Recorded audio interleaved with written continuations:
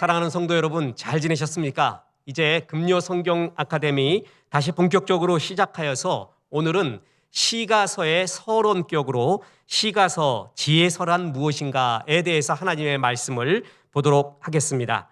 구약 성경에는 욥기, 시편, 잠언, 전도서, 아가 이렇게 5가지의 책이 있는데 이것을 가리켜 시가서라고 이야기했습니다. 그런데 구약 성경에는요, 욥기, 시편, 잠언, 전도서, 아가서만 시가 나온 것이 아니라 사실 구약 성경의 3분의 1 이상, 어떤 학자들은 반 이상이 거의 다 시로 되어 있다라고 이야기할 정도입니다. 이 시가서를 지혜서라고도 부르는데 시가서는 글의 형식에 따라서 구분한 것이고 지혜서는 글이 담고 있는 주제, 즉 내용에 따른 구분입니다. 그래서 학자에 따라서 욥기, 잠언, 전도서를 지혜서라고 부르고요. 시편, 아가서를 시가서라고 세분해서 부르기도 하지만 대부분 시가서와 지혜서를 같은 분류로 이렇게 묶어서 분류합니다. 저는 성경에요, 창출 레민신 하는 5경부터 여러 역사서, 예언서들이 있지 않습니까? 그런데 시가서, 욥기, 시편, 잠언, 전도서, 아가서 이것이 있는 것이 얼마나 인간적이고 따뜻하고 다정하고 하나님이 우리를 세밀하고 넉넉하게 이해하시고 사랑하시는구나라는 것을 이 5 시가서에서 많이 느끼곤 합니다. 그 시가서가 도대체 무엇인가? 그것은 첫째로 시가서는요, 아래로부터의 이야기를 하나님께 아뢰는 것입니다. 그래서 이것을 가리켜 아래로부터의 신학이라고 말합니다. 만군의 여호와께서 일러 가라사대, 말씀하시되, 불러 가라사대, 위로부터의 신학이죠. 하나님이 말씀하시는 거예요. 그죠? 그런데 시가서는요, 아래로부터의 신학입니다.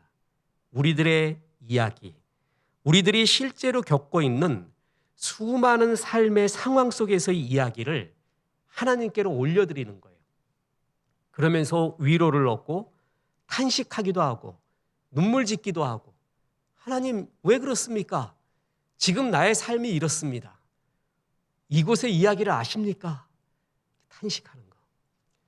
저는 특히 나중에 시편 보면 구체적으로 공부하면 알겠지만요, 하나님이 저주시 같은 것, 막 남을 저주하는 듯한 시가 있어요. 이런 것도 다 허락하시는 하나님, 그렇게 좋을 수가 없습니다. 우리의 깊은 탄식, 깊은 눈물을 결코 외면하지 않는 하나님의 이야기.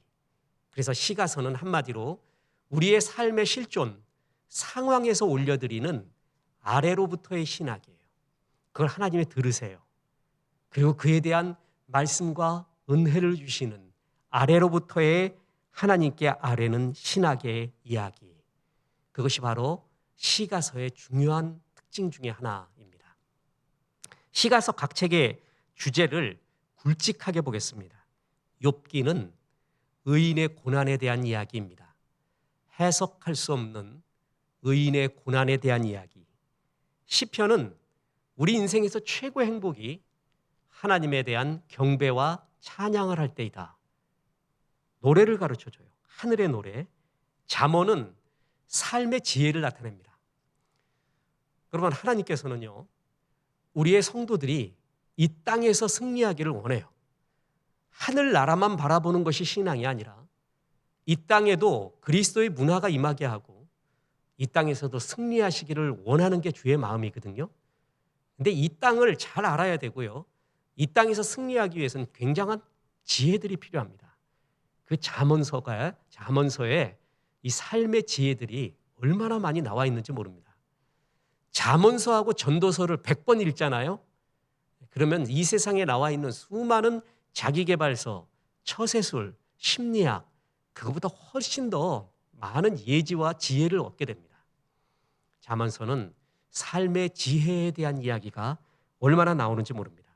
전도서는요, 인간 삶의 허무함을 말하고 그 허무함 끝에 진짜가 뭐냐, 참된 삶의 의미가 뭐냐라는 이야기합니다. 제가 농담으로 전도서 100번 읽으면 삶이 달라진다 이렇게 말하잖아요. 100번 읽으면요.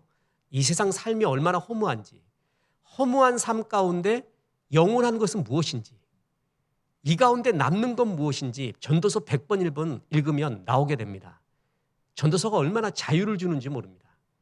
육신의 정욕, 안목의 정욕, 이생의 자랑에 대한 그걸 벗어나면서 참된 것을 추구하는 진리의 자유가 전도서에 얼마나 나와 있는지 모릅니다. 인간 삶의 허무함과 참된 삶의 의미를 전도서에서 이야기하고요. 아가서는 하나님의 사랑, 그리고 그 사랑으로 사랑하는 인간의 사랑 이야기가 나옵니다. 얼마나 따뜻하고 아름다운지 모릅니다. 자, 하나님께서 그러면 이 시가서에서 왜 시라는 문학 형식을 사용했는가? 그것은 첫째로 산문으로 표현할 수 없는 것을 표현하기 위해서 그렇습니다. 시인 하이네가 이런 표현을 했습니다. 말이 끝나는 곳에 시가 시작되고 시가 끝나는 곳에 노래가 시작된다. 멋진 말이죠. 사람은 말로 다 할 수 없는 것이 있어요. 그때 시가 시작이 됩니다. 근데 시로도 다 할 수 없는 것이 있어요. 말할 수 없는 것이. 그때 노래를 시작하게 됩니다. 사회학자 맥루한은요, Media is content라는 유명한 말을 했습니다. 우리는 어떤 내용을 전달하기 위해서 말을 하잖아요. 언어의 기능 중에 하나가 내용 전달 아닙니까? 근데 how to speech, 어떻게 말하느냐는 무엇을 말하느냐와 동일하다는 거예요. 내가 말하는 표현의 도구, 미디어, 수단은 내가 말하고자 하는 내용을 포함하고 있다. 유명한 말이거든요. 더 쉽게 이야기하겠습니다. 성경에서 시라는 형식으로 말하는 것은 하나님이 시로서 말하고 싶은 그 무엇이 있어요. 그러니까 what to mean, 무엇을 의미하냐는 how to mean, 어떻게 말하느냐에 거의 동일하다는 것입니다. 시로서 말하고자 하는 하나님의 표현이라는 것이 있어요. 니체가 자라투스트라는 이렇게 말했다. 그 책은 전부 시로 되어 있습니다.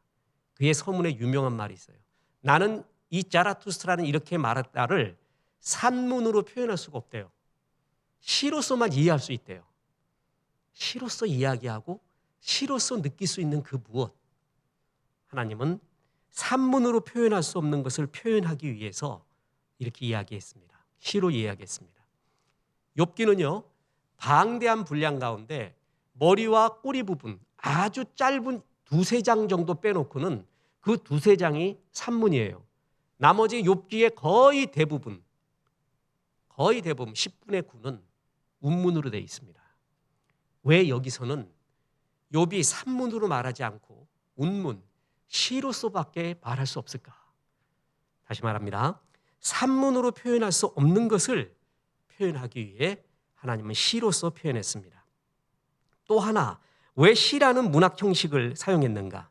시는 우리의 마음에 더욱 새겨집니다. 기억하기 쉽고요. 부르기 쉽게 하기 위해서 그렇습니다. 더 깊숙이 들어와요. 가슴에 와 차요. 여호와는 나의 목자시니 내가 부족함이 없으리로다. 그가 나를 푸른 초장에 누이시며 쉴 만한 물가로 인도하시는도다. 우린 이 이야기를 들을 때요, 눈을 감아 보잖아요. 그럼 그림이 떠올라요. 푸른 초장 쉴 만한 물가. 진짜 그림, 이미지가 마음에 떠오르지 않습니까? 굉장히 가슴에 새겨져요. 그리고 더 쉽게 기억이 되고 가슴 깊게 기억이 됩니다. 하나님은 우리 인간이 아름다움을 좋아하고 아름다움 속에서 더 기억하고 아름다움 속에서 헤엄치기를 원하는 인간인 걸 알고 있습니다. 왜 그런지 아세요? 하나님 자체가 그래요. 하나님의 미. 제가 언젠가 말씀드렸지만 저는 저에게 시간이 좀 주어진다면 진짜 연구하고 싶은 것 분야 중에 하나가 The Beauty of God, 하나님의 미에 대한 것입니다. 하나님의 진선미가 있는데 진리, 선 이런 건 연구가 많이 됐어요. 그런데 하나님의 미에 대한 연구가 극히 부족합니다. 극히 부족하고 전문가도 없고 말이에요. 그런데 이 세상의 아름다움을 창조하신, 예술을 창조하신 문사철 예술, 이거를 인문학이라 그러거든요. 그 예수를 만드신 분이 하나님이에요. 하나님은 아름다움의 하나님이에요. 그 형상대로 지음받은 우리 인간이기 때문에 우리는 아름다운 걸 좋아합니다. 스티브 잡스가 애플사를 만들면서 아이폰, 아이패드 디자인이 얼마나 심플합니까?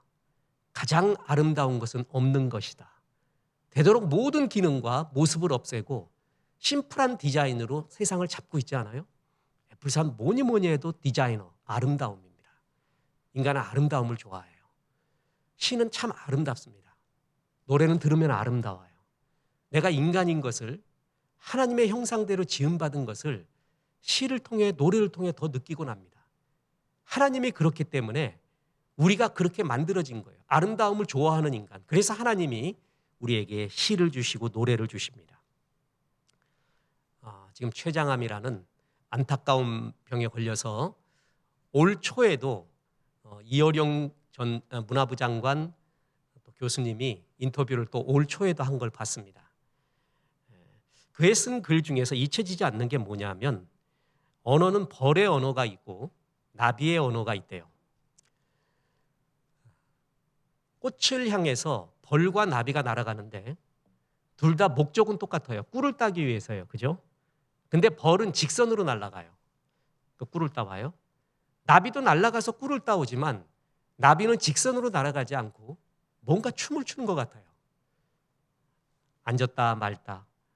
일로 갔다 절로 갔다. 나비의 날개짓. 둘 다 똑같이 꿀을 따오지만 벌은 직선으로 따오고 나비는 춤을 추듯 곡선을 그리며 따오는. 근데 사람은 똑같은 꿀을 얻어먹지만 뭘 더 기억하냐 하면 나비를 더 기억한다는 것이죠. 미가 있는 걸 더 기억한다는 거예요. 미가 그렇게 중요합니다. 나비의 그 날개짓이 둘 다 똑같이 꿀을 따지만 나비 같은 언어로 말하는, 그래서 얻어주는 꿀을 사람들은 더 좋아하게 만들어졌다는 것입니다. 성경은 끝없는 벌의 언어가 분명히 있지만 더 많은 것이 나비의 언어가 더 많이 있어요. 춤을 추고 있어요. 구절마다 춤을 춰요. 자, 보세요. 하나님이 인도하니 걱정하지 마라. 그게 시편 23편의 주제예요. 그런데 왜 그렇게 춤을 춥니까? 여호와는 나의 목자시니 내가 부족함이 없으리로다. 그가 나를 푸른 초장 쉴 만한 물가로 인도하시고 내 잔이 넘치고. 왜 그렇게 언어가, 그 말이 춤을 추고 있습니까? 똑같은 내용을 전달하는데 말이에요. 그죠? 설교가들이 정말 중요한 것은요, 와투민트, 내용을 전달하는 것도 중요하지만 성경의 문체를 그대로 활용하는 것도 굉장히 중요해요. 춤을 추면 나도 같이 춤을 춰야 돼요.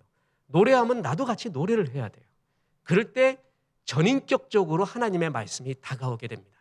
자, 우리는 지적으로만 아멘 하는 게 아니라 감성적으로, 영적으로, 전인격적으로 하나님의 말씀이 부딪혀야 되는데, 그런 면에서 이 시가서는 우리의 전인격을 건드리는, 아름다움을 건드리는 아름다운 하나님의 언어입니다. 그래서 하나님이 시를 사용하신 것입니다. 자, 이제 욥기 시편 잠언 전도서 아가의 주요 구절을 개론적으로 보겠습니다. 첫째, 욥기는 이해할 수 없는 고난 속에서도 인내하며 하나님을 바라보아야 한다라는 것입니다. 욥의 주제는요, 이해할 수 없는 고난이에요. 욥은 그 고난을 당하면서 끝내 이 고난의 이유를 회복되고 나서도 몰랐습니다. 그죠? 다 안 게 아니에요. 이 세상에 내 고난의 이유, 세상의 원리를 다 알아야만 아멘되고 행복한 것은 아닙니다. 그렇게 고난의 이유를 알고 싶었지만 하나님을 만나고 나서도 고난의 이유를 몰랐어요. 그런데 상관이 없었습니다. 욥의 마지막 말, 욥기 42장 5절, 내가 죽게 대하여 귀로 듣기만 하였사오나 이제는 눈으로 주를 배움나이다. 귀로 듣던, 멀리 있었던 하나님, 생각의 차원에 머물렀던 하나님이 이제 진짜 들어온 하나님. 고추가 저 멀리 있을 때는 고추 맛이 어떨까? 그러다 내 눈으로 들어오잖아요. 그러면 아려서 눈물이 납니다. 진짜 하나님을 체험한 그 감격. 너희가 욥의 인내를 보았고 그 결말을 보았으니 욥은 한마디로 끝내 하나님을 그래도 애처롭게 부르면서 아름다운 결말을 받습니다. 이해할 수 없는 고난이 있잖아요. 이거 똑똑 수학 공식처럼 풀어지는 그런 거 아닙니다. 정말 설명할 수 없는 게 얼마나 많은지 몰라요. 믿음은 뭔 줄 알아요? 그래도 주님 믿습니다. 그래도 주의 선하심과 인도하심 크게 믿습니다. 그게 믿음이에요. 해석이 되어야지만이, 이해가 되어야지만이 아멘하는 것이 아니라는 것이죠. 욥기는 이 깊은 차원의 이야기를 우리에게 해주고 있습니다. 시편 주제는 하나님을 찬양하는 삶이 가장 거룩하고 행복하다라는 것입니다. 그 유명한 시편 100편 보십시오. 온 땅이여 여호와께 즐거운 찬송을 부를지어다. 기쁨으로 여호와를 섬기며 노래하면서 그의 앞에 나아갈지어다. 여호와가 우리 하나님이신 줄 너희는 알지어다. 그는 우리를 지으시니요 우리는 그의 것이니 그의 백성이요 그의 기르시는 양이로다. 감사함으로 그 문에 들어가며 찬송함으로 그의 궁정에 들어가서 그에게 감사하며 그의 이름을 송축할지어다. 여호와는 설하시니 그의 인자하심이 영원하고 그의 성실하심이 대대에 이르리로다. 이 세상에 제일 행복한 사람이 있다면 시편 100편 같이 시편의 노래가 늘 가슴과 영혼에 있는 사람이에요. 늘 가슴에 불평이 있는 사람, 불만이 있는 사람, 아픔이 있는 사람, 그늘이 있는 사람, 속을 뒤져보고 뒤져보면 아무리 잘 됐어도 속에 그 어두움이 있는 사람. 얼마나 불행한 삶입니까? 근데 겉보기에는 성공한 거 하나 없고 세상적으로 아름다운 거 하나도 없는 것 같은데 그 속을 뒤져보고 뒤져보면 이 노래가 있는 사람, 이런 찬양이 있는 사람, 얼마나 좋습니까? 인생 최고의 행복은 하나님의 찬양이 내 가슴에 늘 있는 사람이에요. 자, 여호와의 성전에 들어갈 때 이스라엘 백성은 두 가지를 반드시 했어야 돼요. 두 가지의 사항이 있습니다. 그게 뭐냐 하면 감사와 찬송이에요.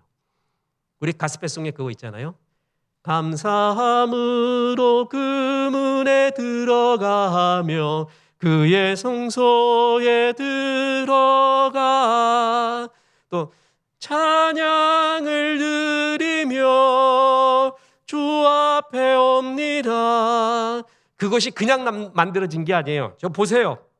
시편 100편 4절에 감사함으로 그의 문에 들어가며 찬송함으로 그의 궁전에 들어가라. 그러니까 하나님 성전에 들어갈 때요, 감사와 찬송을 먼저 한 거예요. 그게 하나님 나라를 여는, 하나님 나라의 비밀을 보는 첫 열쇠요, 첫 문이라는 거예요. 우리가 예배 드리기 전에 찬양을 하잖아요. 준비 찬양이라는 말은 사실 잘못된 말이라고 누구 없이 말했죠. 준비 찬양이 어디 있어요? 찬양 그 자체가 예배의 시작이에요. 왜 찬양으로 하느냐? 왜 감사로 하느냐? 그것이 예배의 열림, 하나님 나라에 들어가는 시작이란 말이죠. 성전에 들어가는 시작이에요. 그래서 저도 젊을 때 찬양학교, 찬양 배우고 또 찬양 인도도 하고 막 그랬잖아요. 그때 찬양도 패턴이 있어요. 그 패턴 중에 제일 먼저 해야 될 중요한 것이 뭐냐면 감사예요. 감사와 영광송. 예를 들어서 뭐 예수 이름 찬양, 예수 이름 찬양, 온전히 하나님만 높이는 찬양 플러스 우리의 고백과 간구가 들어가는 찬양, 이런 어떤 패턴이라는 것이 있죠. 근데 성경적으로 보면 감사와 온전히 하나님을 찬양하는 것이 먼저예요. 그리고 시작하는 거예요. 감사를 먼저 하고 찬송을 먼저 하는 게 뭐예요? 우리의 문제 아무리 커도 하나님 제일 큽니다. 나의 삶의 목적은 주님을 찬양하고 경배하는 것입니다. 그에 대한 선포예요. 선언이에요. 그리고 시작하는 거예요. 감사함으로 그 문에 들어가고 찬송함으로 그의 궁정에 들어가라. 자, 이것이 시편이 얘기해 주고 있는 환희로운 노래의 삶, 찬양의 삶입니다. 찬송은요, praise the Lord by sing a song. 노래로서 하나님을 높이는 거고 찬양은 약간 다릅니다.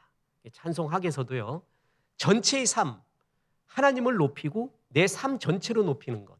그게 이제 어떻게 보면 더 큰 의미에서의 경배의 삶이죠. 뭐 똑같은 얘기입니다. 그러나 이 말로서, 노래로서 하나님을 높이고 그리고 내 삶으로서 높이는 이 영광스러운 삶, 그것이 가슴에 있고 삶에 있는 사람이 제일 행복합니다. 시편이 가슴에 있는 사람 제일 행복한 사람입니다.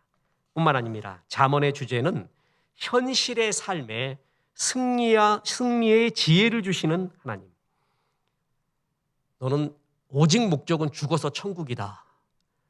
그래서 어서 빨리 죽어서 와라. 이 세상 다 썩었기 때문에 산에 들어가라. 거기서 생활해라. 그게 아니라는 것이죠. 하나님은 이 현실 생활 속에서 승리하시기를 원하는 모습이 있습니다. 요셉을 보십시오. 다니엘을 보십시오. 느헤미야를 보십시오. 에스더를 보십시오. 포로기였습니다. 이 포로기가 어떤 의미죠? 예수님이 오셨을 때는 로마의 포로기였습니다. 예수님이 거기에 있는 민중들에게 전부 감람산으로 모여라. 로마하고는 영 상종하지 마라. 감람산으로 전부 흰옷 입고 다 모여라. 재산 다 헌납하고 글로 들어와라. 그것이 신앙생활이라고 말씀하지 않았죠. 현실 속에서의 철저한 승리. 잠언에서 그 지혜가 나오게 됩니다. 그러나 그 근본은 잠언 9장 10절입니다. 여호와를 경외하는 것이 지혜의 근본이요 거룩한 자를 아는 것이 명철이니라. 하나님을 진짜 경외하게 될 때 나오는 하나님이 주시는 지혜와 명철들. 아무리 많이 배운 사람도 이런 지혜와 명철을 갖고 있는 사람 앞에 고개가 숙여지고 이 사람이 참 지혜롭습니다. 신앙은 말이에요. 참 그렇게 단순하고 지금 너무 복잡하고요. 너무 많이 따지는 게 많아요. 그냥 간단합니다. 주께 부르짖고요. 예배 때 맨 앞에 앉고 아멘 하고요. 그 말씀대로 간직하고요. 그러니까 이러한 어떤 단순한 신앙, 우리 초창기의 신앙이 얼마나 힘이 있는지 모릅니다. 그런 요소는 하나도 없어지고 어떤 신앙의 향기는 없어지고 논리만 있는 사람 만나면 정말 괴롭죠. 여호와를 경외하는 단순한 그 단순한 내용이 포함되어 있는 아름다운 삶. 그 속에서 나오는 현실의 수많은 지혜들, 말의 지혜, 처세의 지혜, 심리의 지혜, 모든 게 잠언에 얼마나 많이 나왔는지 몰라요. 왕 앞에서는 이렇게 해라. 친구 앞에서는 이렇게 해라. 후배들 앞에서는 이렇게 해라. 어떻게 해라. 어떻게 해라. 잠언의 현실적 지혜가 얼마나 많이 나오는지 모릅니다. 예수님은 순결하라고 얘기했어요. 비둘기같이. 근데 또 하나 뭐예요? 뱀같이 지혜로워라. 그렇죠? 너는 회사 생활하면서 밤낮 교회 주보나 작성하고 있고 이 주보 디자인 연구하지 말고 그 회사에서 승리해야 됩니다. 인정받아야 돼요. 그렇죠? 잠언에 그 이야기들이 얼마나 많이 나오는지 모릅니다. 전도서는 허무한 세상 속에 진정한 의미는 하나님을 경외하는 것이라고 말합니다. 전도서에 두 기둥이 있어요. 이 세상 안개 같다. 헛되고 허무하다. 하벨, 숨 같다. 없어지는 숨. 여호와를 경외해라. 그것이 남는 것이다. 두 가지입니다. 전도서 1장 2절. 전도서 전체의 주제죠. 전도자가 이르되 헛되고 헛되며 헛되고 헛되니 모든 것이 헛되도다. 구약 성경에서 신약 성경에서 한 구절 안에 동일한 단어가 5개 들어간 거. 유일합니다. 얼마나 얘기하고 싶었어요, 하나님이. 얼마나 우리에게 이 얘기를 하고 싶었는지 한 구절에 5개의 단어를 동일하게 집어넣었어요. 야, 그거 헛된 거야. 그거 헛된 거야. 이 세상 최고 지혜로운 자는 영원한 것을 바라보며 썩어지고 일시적이고 없어질 것을 팔아서 영원한 것을 사는 사람이에요. 이 세상 제일 불행하고 미련하고 그리고 제일 낮은 자는요. 영원한 것을 외면하고 영원한 것을 팔아서 없어질 안개 같은 것을 자꾸 사려고 하는 사람. 그 사람이 제일 미련한 사람입니다. 하나님은 헛되고 헛되며 끝없이 말하고 헛되지 않은 것을 말하기 위해서 말한 거예요. 그게 전도서 12장 13절입니다. 일의 결국을 다 들었으니 하나님을 경외하고 그의 명령들을 지킬지어다. 이것이 모든 사람의 본분이니라. 일의 결국. 이게 말이에요. 이게 아르케죠. 하나님은 처음에 시작을 말했어요. 베리시트, 베리트. 처음 아르케, 만물의 시작을 말하고요. 그리고 계시록에서 만물의 마지막을 말해요. 전도서에도 우리 세상 일의 결국을 말해요. 하나님의 처음과 마지막을 가진 자, 영원을 가진 자의 행복, 자부심, 당당함, 넉넉함. 이게 신앙의 맛입니다. 저는 전형적인 인문학 공부를 해서 잔과학을 지금 유튜브로 끝없이 공부하고 있습니다. 이 사람들이 철학, 수학, 자연과학은 또 하나로 연결이 되어 가죠. 계속 농담 반 진담 반으로 말하지만 양자역학은 아직도 모르겠고요. AI 연구도 지금 이게 무슨 말인지 정말 모르겠고요. 그런데 원자, 우주 팽창 이야기하면서 사람이라는 것이, 우주 만물이라는 것이 결국 원자 아닌가, 이런 얘기하면서 마치 우주의 기본 원리를 다 아는 양, 알고 있는 양 이야기하는 걸 볼 때, 야, 정말 이게 인간이 지혜롭지만 미련하구나. 인간을 원자라는 단어로 표현하고 원자라는 그 이야기 속에 확대된 것이 우리라고 이야기할 수가 있을까요? 그것이 진짜 일의 결국을 다 들은 것일까요? 그 자연과학을 보면 볼수록 두 가지 부류를 해요. 하나님의 영역으로 들어와서 하나님이 되는 사람, 또 하나는 한없이 겸손해지는 사람. 이 두 부류로 나눠진다고 합니다. 천문학을 배우면 한없이 현자가 된대요. 겸손한 현자. 어떻게 저렇게 조화로울 수 있는가? 우리 인간들을 보면, 지구를 보면 골디락스 존이라고 하죠. 이런 존, 태양과의 적절한 거리, 적절한 공전 자전의 위치. 뒤져보세요. 이런 게 있나?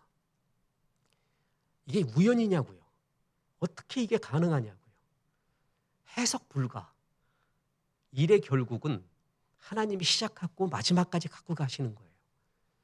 이 인생의 이야기에 결국을 들려주시는 하나님의 은혜. 이거를 알고 있는 우리들의 행복, 전도서에 나옵니다. 뿐만 아닙니다. 계속 말합니다. 우리가 인생 살 때 오직 천국 그래서 이 세상을 다 버리고 그냥 빨리 지나가려고 하고, 그게 아니에요. 이 과정 속에서, 하나님이 나에게 보내진 이 과정 속에서 지혜롭게 승리하고 그리스도의 문화가 임하게끔 하고 행복하고 사랑하며 살라. 그 사랑 이야기가 아가서예요. 저도 구약 성경에서요, 구약을 전공했는데 구약 성경에서 신비로운 구절, 어떻게 해석해야 되는가 라고 굉장히 아름답지만 퀘션 마크가 아가서입니다. 그래서 아가서에 대한 해석이 여러 가지예요. 주님이 교회를 향한 사랑, 주님이 사람을 향한 사람, 조금 자유주의적인 사람은 사람에 대한 사랑, 뭐 여러 가지로 분류를 해요. 그런데 주의 사랑이 분명히 여기에 나옵니다. 너도 그 주의 사랑같이 해라. 그리고 인간의 그 사랑을 아름답게 보시는 하나님의 이야기. 자, 아가서의 참 아름다운 구절이 2장 10절부터 나옵니다. 보세요. 나의 사랑하는 자가 내게 말하여 이르기를, 나의 사랑 내 어여쁜 자야, 일어나서 함께 가자. 자, 그 구절이에요. 내 사랑 나의 어여쁜 자야, 일어나서 함께 가자. 함께 가자. 그게 사랑이에요. 그러면서 11절부터 보세요. 겨울도 지나고 비도 그쳤고 지면에는 꽃이 피고 새가 노래할 때가 이르렀는데 비둘기의 소리가 우리 땅에 들리는구나. 무화과 나무에는 푸른 열매가 익었고 포도나무는 꽃을 피워 향기를 토하는구나. 나의 사랑 나의 어여쁜 자야, 일어나서 함께 가자. 제가 전도사 때, 아직 주예기를 풀타임으로 가지 않을 때 결혼식 가면은 목사님들이 주례사가 이제껏 예외를 들어보지를 못했어요. 그러므로 하나님이 짝지어 주신 것을 사람이 나누지 못할지니라. 주례사가 한결같이 그 얘기예요. 그때 모진 결심을 하면서 내가 목사 되면은 더 멋진 구절도 성경에 나올 텐데 이를 갈았던 그런 우스개의 이야기가 있습니다. 그때 아가서를 보면서 이게 결혼의 이야기다. 이게 결혼의 진짜 아름다운 노래다 발견해서 이 구절을 참 좋아하고 많이 주례사에 썼습니다. 나의 사랑 나의 어여쁜 자야. 일어나서 함께 가자. 지면에는 푸른 나무들, 푸른 열매들이 맺히기 시작했고 겨울이 지나서 봄이 왔구나. 나의 사랑 나의 어여쁜 자야. 일어나서 함께 가자. 당신과 함께 가는 날은 푸른 초장, 쉴 만한 물가요. 봄 같은 이야기가 펼쳐진대요. 겨울이 지나간대요. 이 희망스러운 이야기, 하나님이 우리에 대한 사랑의 약속이고 사랑의 언약이기도 하고 그 사랑으로 맺어진 우리들의 사랑의 이야기, 그게 아가서에 다 나와 있습니다. 욥기, 시편, 잠언, 전도서, 아가서, 이거는 아래로부터의 이야기입니다. 우리의 이야기를 다 들어주고 계시는 하나님, 우리의 현실을 이해하고 계시는 하나님, 그 속에서 뭔가 말하고 싶은 우리의 이야기를 다 경청하며 듣고 계신 하나님의 이야기. 얼마나 넉넉하고 좋은지. 이 시가서를 제대로 알면 사람이 좀 여유로워요. 낭만이 있고 재미가 있어요. 여러분, 진짜 강한 건 부드러울 때예요. 부드러운 사람이 정말 강해져요. 아주 강한 것 같이 보이지만 한없이 약할 수가 있거든요. 시가서를 가슴에 있으면 노래가 있습니다. 시가 있고 아름다움이 있습니다. 여백이 있습니다. 쉼표가 있습니다. 사람들이 좋아해요. 기뻐해요. 시 100편을 알면, 시 500편을 알면 사악하지 않다고 했습니다. 시가 가슴에 있는 사람, 하나님을 향한 노래가 가슴에 있는 사람, 그 사랑이 가슴에 있는 사람, 이 세상 헛된 것이 무엇이라는 것을 느끼고 있는 사람, 그래서 진짜를 추구하고 있는 그 사람의 여유로움과 생명력, 얼마나 멋집니까? 사랑하는 여러분, 이제 우리는 5주 동안 이 시가서의 세계로 들어갑니다. 욥기부터 시작합니다. 시편, 잠언, 전도서, 아가. 이 시가서가 가슴에 맺혀서요. 한 번밖에 없는 인생, 주의 찬양과 사랑, 지혜, 은혜가 가득 넘쳐나십시오. 거룩하고 행복하십시오. 이런 아름다운 성도 되기를 주 예수의 이름으로 축원합니다. 기도하겠습니다.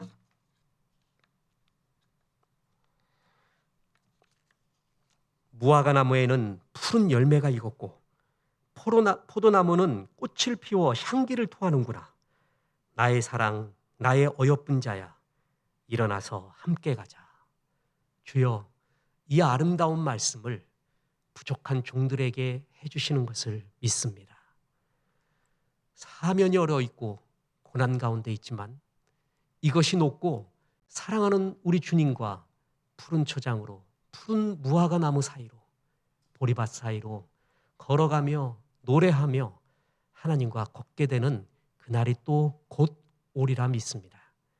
고난 가운데 있는 우리 성도님들 힘과 용기 주시고, 교회들에게 힘과 용기 더하여 주시고, 우리의 교회들이 주의 마음을 품은 교회, 품격이 있는 교회, 이 사회에 빛과 소금의 역할을 하는 귀한 교회들 되게 도와주옵소서. 예수님의 이름으로 기도했습니다. 아멘.